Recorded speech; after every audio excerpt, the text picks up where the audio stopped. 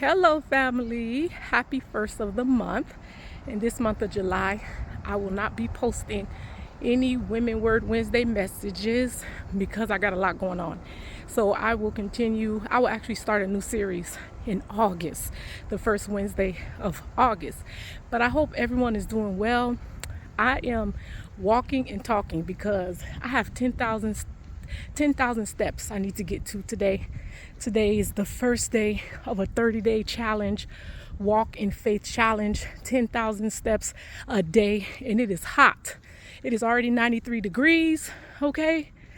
And I'm hot, and it's gonna be up to 102 degrees in Virginia. So global warming is real, but the Lord is on my side, and I will manage to get 10,000 steps a day by the grace of God. But I did want to walk and talk and share some thoughts. I'm so grateful to God because throughout the month of June, God has been speaking to my heart about missions. My husband right now is currently in Kenya. He just left Uganda. Our church had a missions trip called Missions Epsilon. So that trip was a success. I learned that they won over 100 souls to Christ and 75 people got baptized. How wonderful. So we thank God, we give God all the glory for that. And then that's abroad, but even within me, I'm feeling this burden of missions, even locally. So God is working on me. And I was in class on Monday because I'm a student in the School of Ministry. And our professor was talking about ministry and the privilege it is to serve in ministry, and how some people actually, God has given all of us gifts, right? But some people maybe unknowingly or maybe knowingly use those gifts and those graces to exploit the gospel and exploit people, right? And it ends up being a situation where people merchandise ministry. And I just thought how sad that is, because it is a reality. I'm so thankful to God for the church. Like, it's such a blessing. No church is perfect. My church is not perfect. But when I just think of, if you even weigh the pros and cons and all of that, whatever be the situation, it's a blessing. It's a blessing to have spiritual covering, to have a pastor, to have brothers and sisters in Christ who you can share with, you can rejoice with, you can mourn with. I'm just so blessed to be a part of my church community and the community of faith. And it only keeps expanding. Sometimes as I go on speaking engagements, I'll meet other awesome women of God or people of God.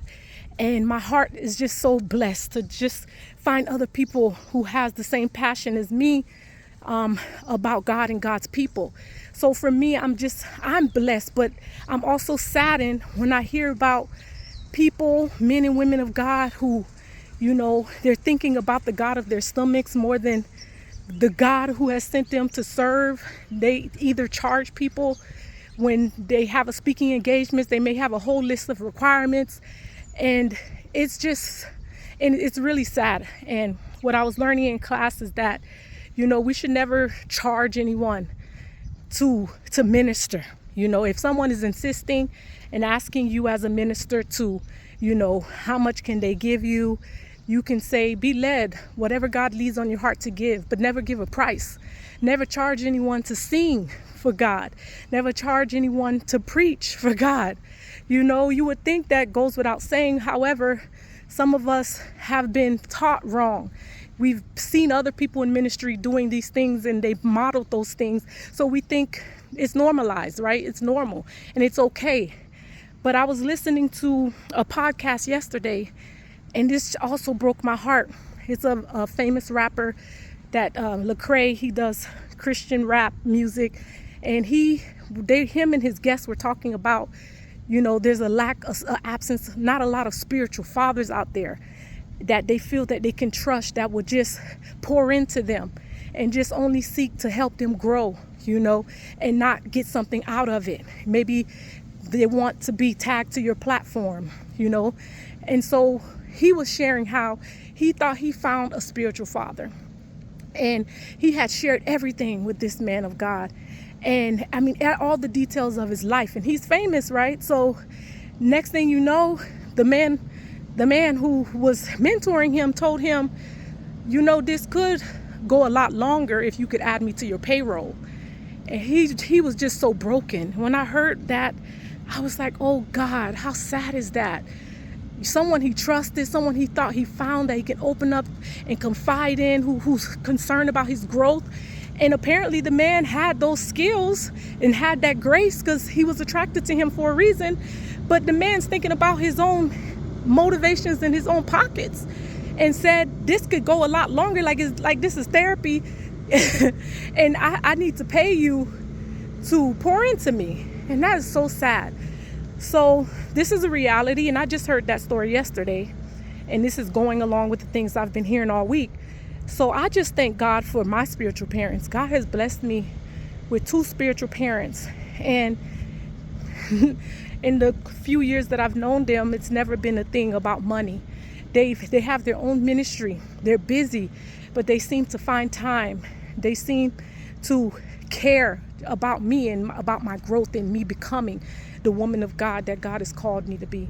And I'm so thankful for them because it's never been about the money. It's been about the work. It's been about the kingdom, because they know as they pour into me, I'm going to continue to pour into others.